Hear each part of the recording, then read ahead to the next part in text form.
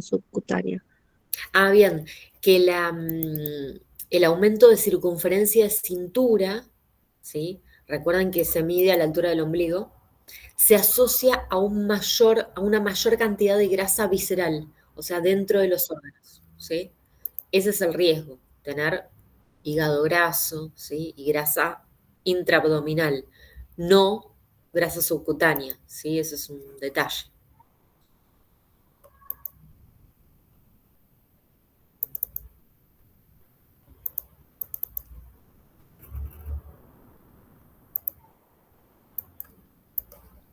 Gracias. No, de nada. 3 riesgos asociados a la obesidad. ¿Se acuerdan que vimos eh, un montón de riesgos que se asocian justamente? Habíamos visto, les había enviado 10 riesgos principales, ¿sí? Que estaban involucrados un montón de órganos y sistemas, ¿sí? Les puse a nombrar 3 como para que tengan presente y puedan leer. ¿A qué se asocia, sí? O sea, tener obesidad implica un mayor riesgo de qué? De un montón de cosas. Nombren 3. Enfermedades cardiovasculares. Perfecto. Diabetes. Diabetes tipo 2, muy bien. ¿Qué más? Patologías respiratorias. Perfecto, muy bien. ¿Otras 3 que alguien haya nombrado? Igual están perfectas, ¿sí? Pero por si Alteraciones quieren digestivas. aportar algo más. Sí,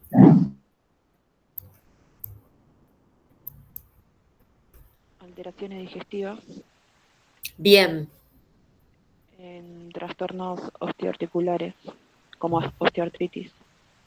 perfecto, tal cual. Y neoplasias. Bárbaro, ¿sí? Hay una correlación positiva entre determinados cánceres y la obesidad, ¿sí? Muy bien. La siguiente pregunta es, determinar el requerimiento energético, ¿qué cálculo debo obtener previamente?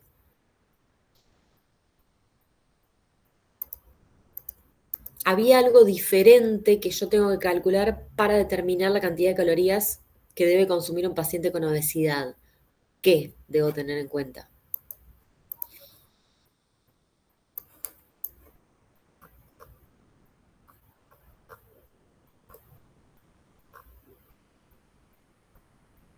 El índice de masa corporal, el peso actual. A ver, ¿qué más? Va por el lado del peso, pero no se calcula con el peso actual. ¿Con qué se calcula? Con el peso ideal. Corregido, exacto. Es un cálculo que se utiliza el peso actual y el peso ideal para obtener el peso ideal corregido, ¿sí? Con ese valor, con el peso ideal corregido, que es una especie de promedio, especie, no es exacto el promedio, pero es una especie de promedio entre el peso ideal y el peso actual del paciente, ¿sí? Entonces, en base a ese peso ideal corregido, determino el requerimiento energético. Y el requerimiento proteico, que es la siguiente pregunta, lo mismo, ¿sí? Con el peso ideal corregido, determino la cantidad de proteínas que debe consumir, ¿sí? ¿Se acuerdan de eso? Les había enviado el cálculo con un paciente, ¿sí? Y ahí lo calculamos con el peso ideal corregido y cuántas calorías debía consumir, ¿sí? La cantidad de proteínas que debe consumir un paciente obeso. ¿Se acuerdan en un paciente sano cuánto era el rango?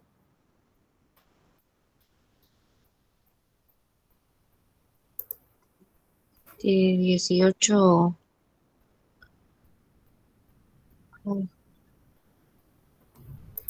En pacientes sanos, no. La cantidad de proteínas. La cantidad de proteínas. ¿Cómo calculo la cantidad de proteínas en un paciente sano? Ah, Te escucho bajito, Vero. Te aviso por si. Bueno, repasen cuánto era en un paciente sano, así lo pueden hacer una comparación con obesidad, ¿sí? Pero también se tiene en cuenta el peso ideal corregido. ¿Cuáles van a ser los caracteres físicos del plan de alimentación para un paciente con obesidad? ¿Cómo va a ser la consistencia, la temperatura, la densidad energética, la fibra?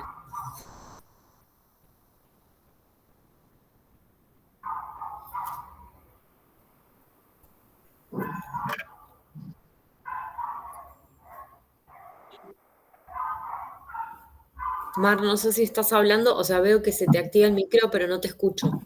Ah, sí, profe. Creo que la consistencia, temperatura, densidad calórica, fraccionamiento y residuos. Bien, ¿y cómo deben ser?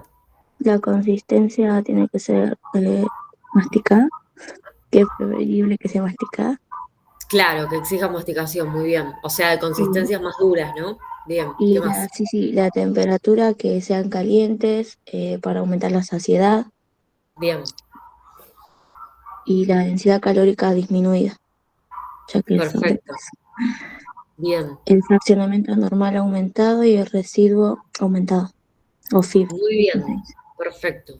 Bien, ¿alguna duda con esta clase de desnutrición y obesidad? Más allá de la corrección de las guías.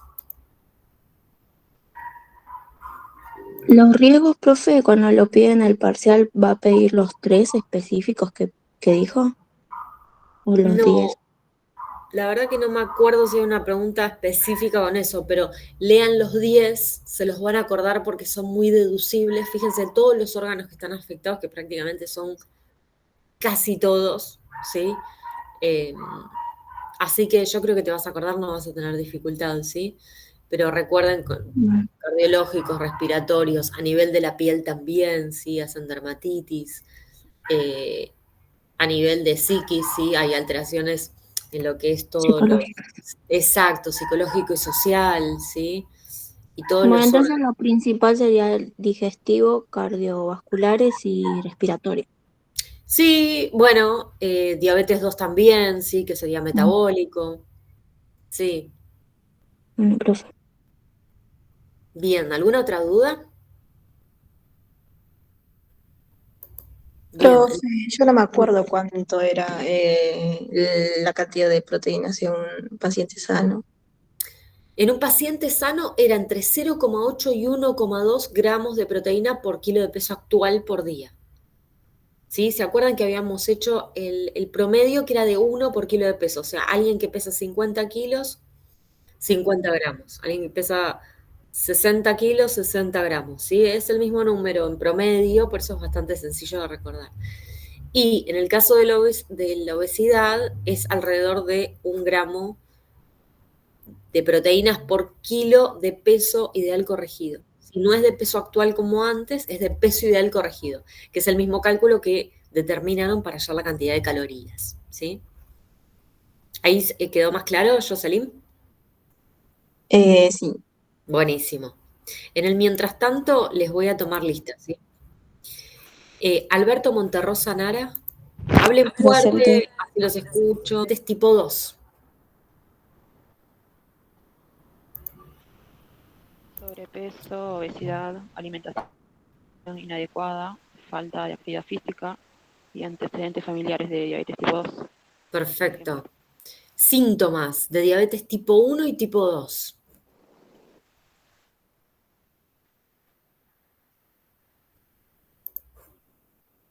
Falta de energía, Sí, Falta de Equilibrio, producción de insulina.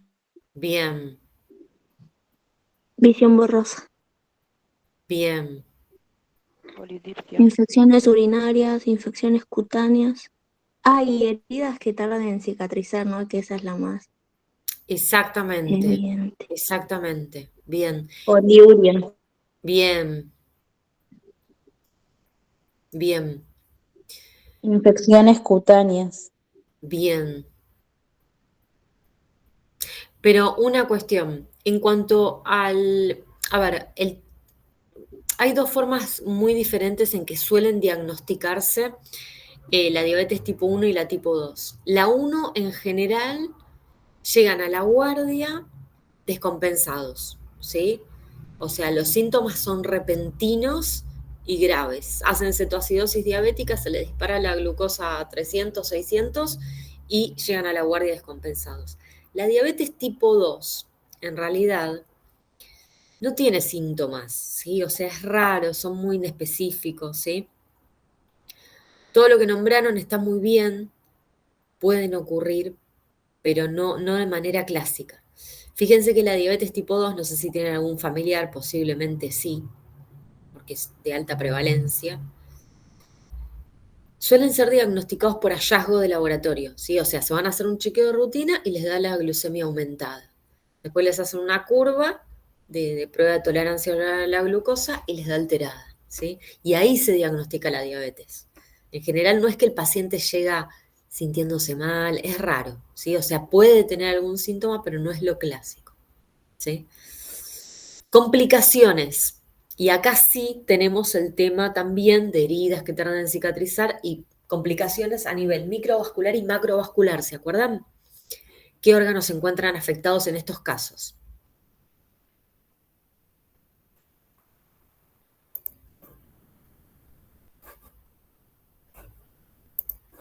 Está Eh, hablando en Perdón, Choque, Lisette, sí te había puesto presente, no te preocupes. Bien, sí, Jocelyn, que estaba preguntando sobre qué órganos se encuentran afectados en el caso este de la diabetes tipo 1 y 2. exacto. El El páncreas. páncreas. El páncreas, creo. Bien, a ver. em, esperen que quiero leer, a ver si la... Factores de riesgo, síntomas, órganos que se encuentran afectados. Bien, el páncreas va a estar afectado de manera... sí, o sea, la alteración inicial se da en el páncreas, ¿no? Que está perfecto lo que están diciendo. Hay una alteración en las células beta del páncreas, en el caso de los diabéticos tipo 1 va a haber destrucción, sí, porque es autoinmune. Y en los de tipo 2, en realidad el páncreas va a estar bien, pero esa insulina no va a ejercer la función que debería en las células. Eh, pero en cuanto a las complicaciones de la diabetes, ¿qué órganos van a estar afectados en cuanto a las complicaciones? Profe, era ¿El en la corazón? parte donde decía cuando se afectan los pequeños vasos sanguíneos se denominan complicaciones microvasculares y después Eso, la otra macro. En exacto, las microvasculares comprometen los ojos, riñones y los nervios de los pies. En las macrovasculares comprometen el corazón, el cerebro y las arterias de los miembros inferiores. perfecto, muy bien. Plan de alimentación, ¿qué macronutrientes voy a controlar principalmente? Los hidratos de carbono. Exacto. Y en ¿El cuanto a qué? los hidratos, ¿De qué dijo? ¿qué macronutrientes debo controlar principalmente? O sea, de los tres macronutrientes que serían hidratos, proteínas y grasas, ¿con cuál tengo que tener especial atención en un paciente diabético? Y como bien dije, Con los hidratos de carbono. con los hidratos de carbono. Bien. ¿Y qué más tengo que tener en cuenta además de la cantidad de hidratos de carbono? La calidad, Calidad. ¿Qué más? el índice glucémico de los mismos y y la distribución. Exactamente. Muy bien. ¿Qué es el índice glucémico?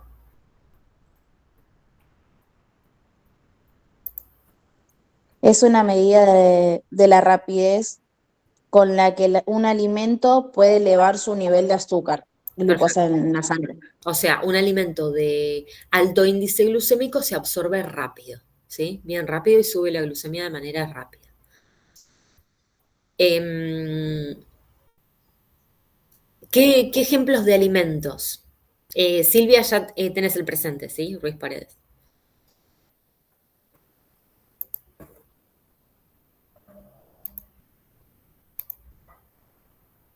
Alimentos Los con cereales. índice glucémico alto o bajo. Espérame que estoy buscando.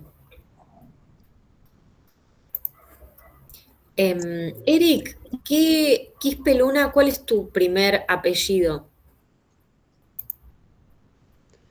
Quispe, profe. Eric Quispe. Bueno,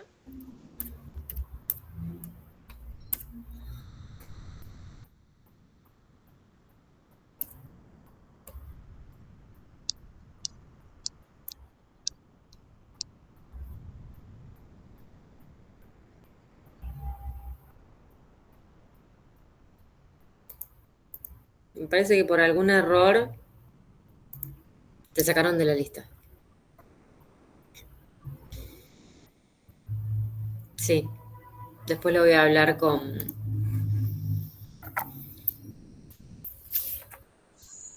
Espérame que lo anoto así, aviso.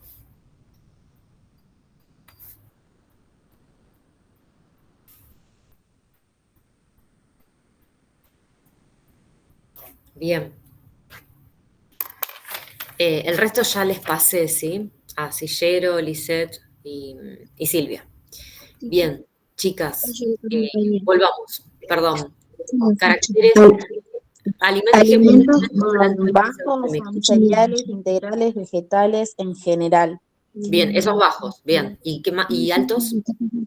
Pan blanco, cereales refinados, avena instantánea, papas, arroz blanco, Perfecto. miel, azúcar, Bien, jugos de frutas.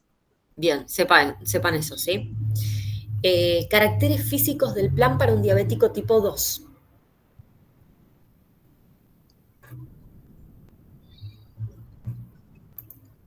Los caracteres Con- físicos ya saben cuáles son. Consistencia, Consistencia, temperatura, densidad calórica o energética.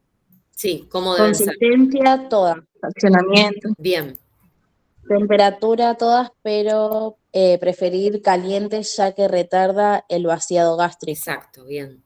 La densidad, según diabetes tipo 1 o 2, será la adecuada para mantener o lograr el peso saludable. Fraccionamiento aumentado respetando horarios y residuos o fibra aumentado para disminuir el índice glucémico. Perfecto. Bien. Vamos a renal.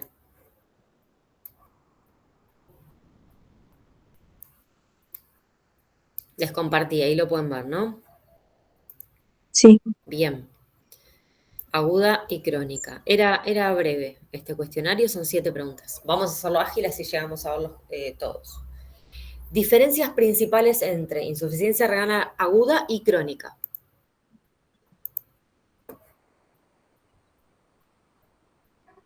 La insuficiencia renal aguda es una lesión con la pérdida rápida de la función renal. Exacto, muy bien. Y la crónica es progresiva, puede ser a través de Exacto. los 3 meses o más. Eso es lo principal, ¿sí?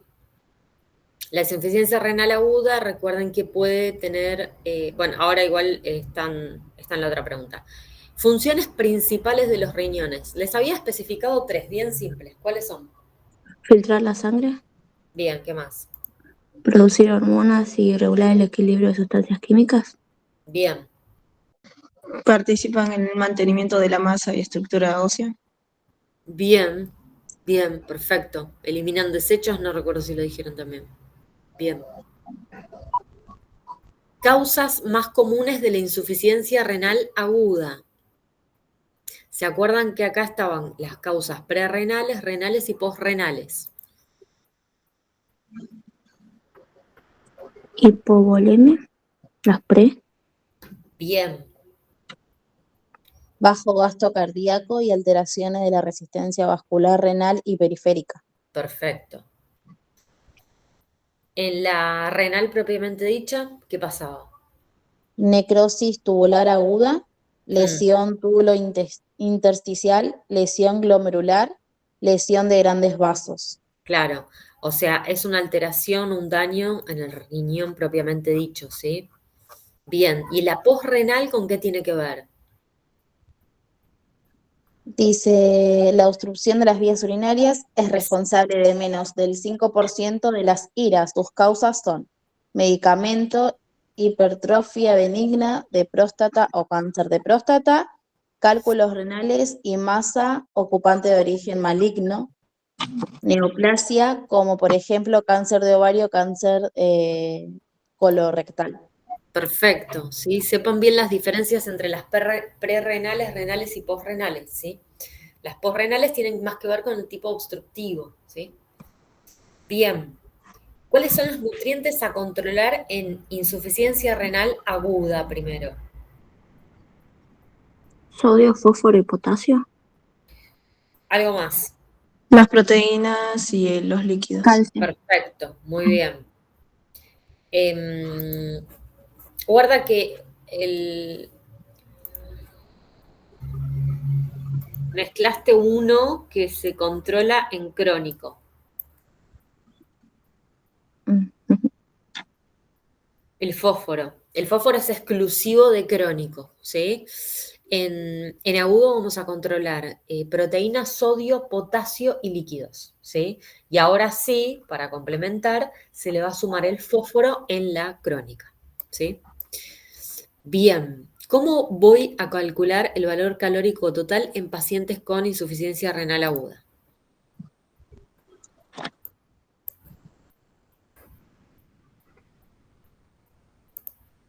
Había toda una lista donde te decía según en pacientes con normopeso, bajo peso o Exacto. sobrepeso u obesidad. Exacto, muy bien. Te Es decía. justamente eso. O sea, tengan en cuenta que para calcular la cantidad de calorías es según el peso, ¿sí? Ya con eso está bien. Bien. Y en cuanto a la ingesta proteica,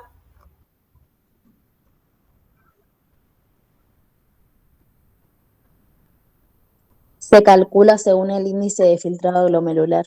perfecto. El índice de filtrado glomerular, principalmente en la crónica, que es cuando se va a ver afectado, ¿sí?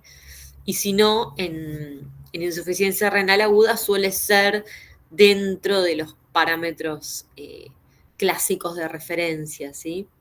Pero igual de todas formas se tiene en cuenta todo lo que es el tema proteico, hay que tener un seguimiento bastante detallado. ¿Y causas más comunes de la insuficiencia renal crónica? Hipertensión arterial, nefropatía diabética y glomerulonefritis. Perfecto, muy bien. ¿Alguna duda con renal? No, profe. No, Bárbaro. Muy bien, chicas, todas las que participaron, muy bien. Vamos con el último tema.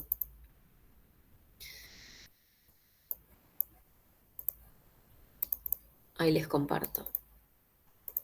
Que fue tipificación de dietas, ¿sí? Más que nada para que tengan presente las que van a tratar en el hospital, ¿sí? Para que lo puedan asociar y se vayan familiarizando, ¿sí? Con las dietas que van a ver. Era breve esta guía también. En la primera dice, nombrar las dietas que se utilizan en el ámbito hospitalario y describir las características generales, ¿sí? De cada una. ¿Qué dietas tenemos primero? Estándar y específicas en el ámbito hospitalario. Bien.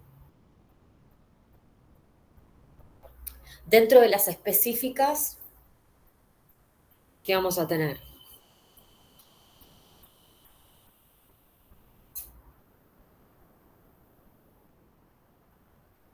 Sí, Paula. No sé si levantaste por error. ¿Qué dietas tenemos en el ámbito hospitalario? Nómbrenlas con sus palabras, no hace falta que sea de memoria, para nada, mejor que no. ¿Están en el hospital ustedes estoy haciendo hablando de prácticas? las dietas hiposódicas y eso. Exacto, tal cual, ¿sí? O sea, van a estar restringidas en sodio, que en qué caso se va a dar, es súper deducible. Para la diabetes. Eh, bajo en, bajo en sodio, piensen que lo clásico es en pacientes hipertensos, ¿sí? En pacientes con edemas, ya sea por cualquier causa, ¿sí? ¿Qué otro tipo de dietas hay? ¿Diabéticas? Hipercalórica. Exacto. ¿Hipercalórica para pacientes que tienen qué? Desnutrición. Exacto. Desnutrición o por algún motivo que puede ser secundario a la desnutrición, tienen los requerimientos aumentados, ¿sí? De calorías. Entonces, en esos pacientes se van a dar dietas hipercalóricas, ¿sí? ¿Qué más? Dijimos, plan para diabéticos, hiposódicos. ¿Qué más? No sé si está bien dicho, pero también decía sobre el régimen renal. Exactamente, ¿sí? Lo que acabamos de ver recién de las guías de renal, ¿sí? Régimen para diabetes. Bien, para diabéticos recién dijimos, bien. Muy bien. Y después, bueno, según la circunstancia, por ejemplo, si tiene enfermedad celíaca, obviamente se le va a hacer una dieta exclusiva para celíacos. por ejemplo, por nombrar algo más. O si tiene alguna Profe, intolerancia digestiva, obviamente ese alimento se va a evitar. Sí, Mar. profe, ¿cómo sería una dieta para celíacos? Tengo una pregunta. ¿Te llamás Laura también? Mariela es mi nombre y Laura es mi apellido. Ah, Pasa que a veces María me conecto de diferentes correos y tengo uno que está con Laura y el otro con Mariela. con Mariela. Bien. Sí. Para celíacos creo que era algo sin cebada, sin centeno, sin trigo y que no tenga sulfitos, ¿puede ser? Bien. Trigo, avena, cebada y centeno. Sí, exacto. Esos son los 4 cereales a evitar en un paciente con celiaquía. ¿Sí? ¿Por qué? Porque presenta una alergia. Una enfermedad, es una enfermedad autoinmune, ¿sí? En la que tiene anticuerpos anticuerpos específicos, ¿sí? En los cuales no va a poder tolerar lo que son estos cereales. Muy bien. Recuerden una cosa más de lo que son las dietas hospitalarias. Todas se pueden dar procesadas, ¿sí? Si el paciente tiene alguna alteración en la consistencia, alteración en la deglución, digamos, de comidas y requiere otra consistencia, se puede dar procesado, ¿sí? ¿En qué Eso, situación? Sí. profe, entonces a esto se le llama normal líquido blando, ¿o cómo? No me estoy Sí, confundiendo. sí, hay régimen normal, eso es en cuanto a la consistencia, ¿no? Régimen Sí. normal es cualquiera, básicamente cualquier consistencia. Líquido incluye solo fluidos, ¿sí?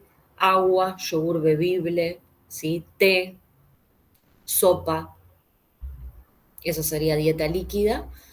Dieta blanda, puré, gelatina, ¿sí? O todo hecho más papilla, o procesado, ¿sí? Que tiene una consistencia blanda, tipo puré. Em, bien. ¿Te respondí la pregunta, Mariela? Sí, profe. Bien. ¿En Gracias. qué situaciones se indica alimentación por vías de excepción? Cuando no pueden digerir, digo, ingerir. Ingerir, ¿qué más?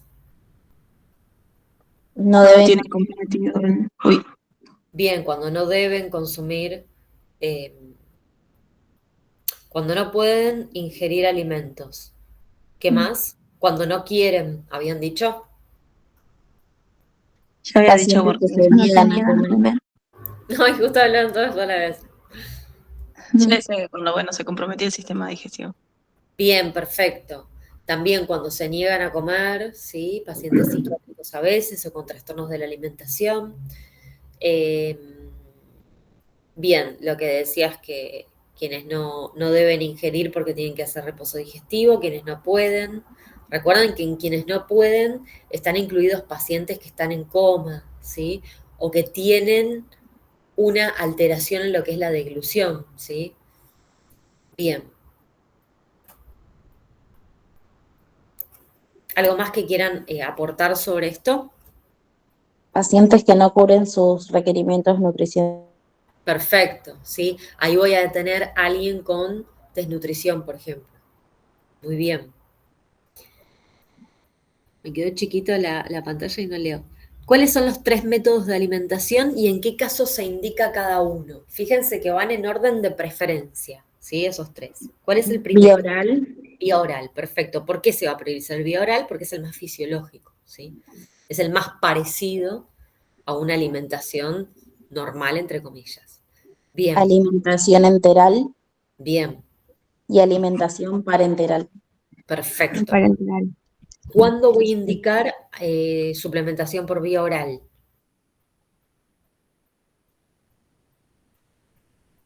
Vieron que era cuáles son los 3 métodos, si bien estoy leyendo, y en qué caso se indica cada uno. ¿Cuándo indico alimentación o suplementación por vía oral? Dice, en vía oral, dice, se utiliza en casos en que falte cubrir hasta un 30% del BST. Exacto, ¿sí? Muy bien. Y otra aclaración es que necesito que tenga lo que se llama reflejo de glutorio conservado, que es que no tiene riesgo de broncoaspiración, ¿sí? Bien. Justamente estos suplementos por vía oral lo que hacen es aumentar la densidad energética. Bien. Habían nombrado alimentación enteral. ¿Qué dos grandes tipos tengo de alimentación enteral? Alimentación por sonda transnasal y alimentación por osteomía. Perfecto, ostomía, bien. También. ¿Cuándo voy a indicar una y cuándo la otra?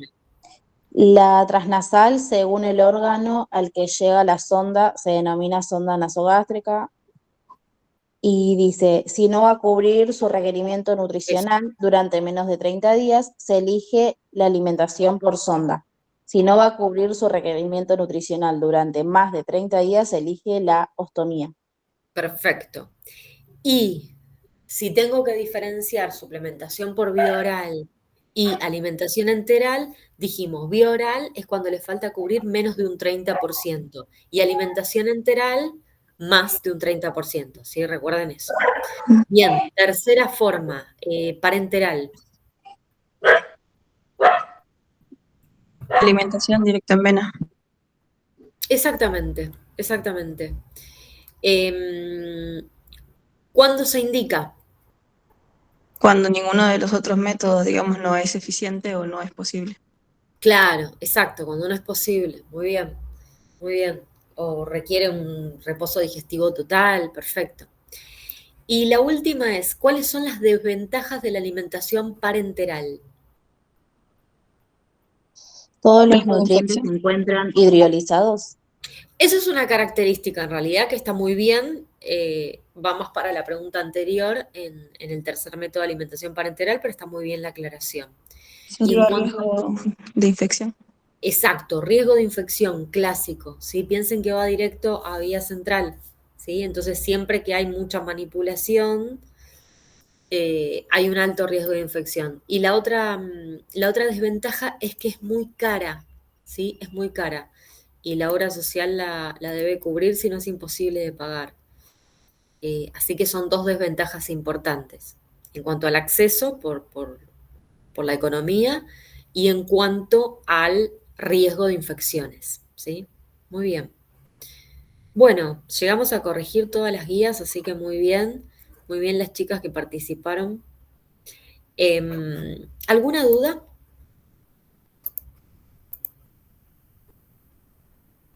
Profe, Sí, Mariela.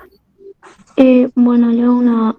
Si una persona está con alimentación por sonda nasogástrica, Sí, puede que a veces haya un error y viste que a veces más que todos los niños se suelen sacar la sonda, sí.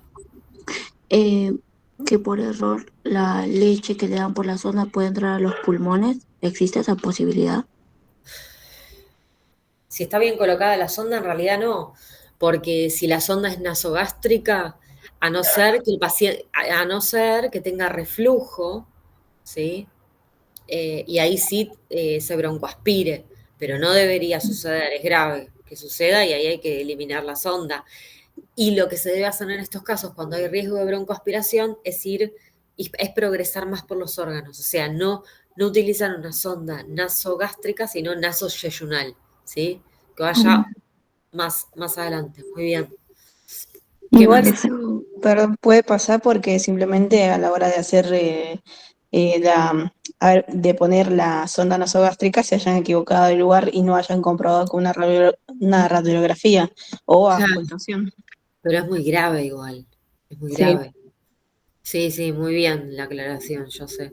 Sí, sí, siempre se tiene que chequear con una placa. Sí, pero es grave, ya broncoaspirarse es grave, no considerarlo es grave, sí. Bien, ¿qué más? Profe, ¿el Sí, parcial va a ser múltiple choice como la última vez? sí, sí, sí. Sí, pues les había preguntado y preferían, así que lo dejamos igual. Pero sí estudien, por favor, así les va mejor que en el primero, por favor.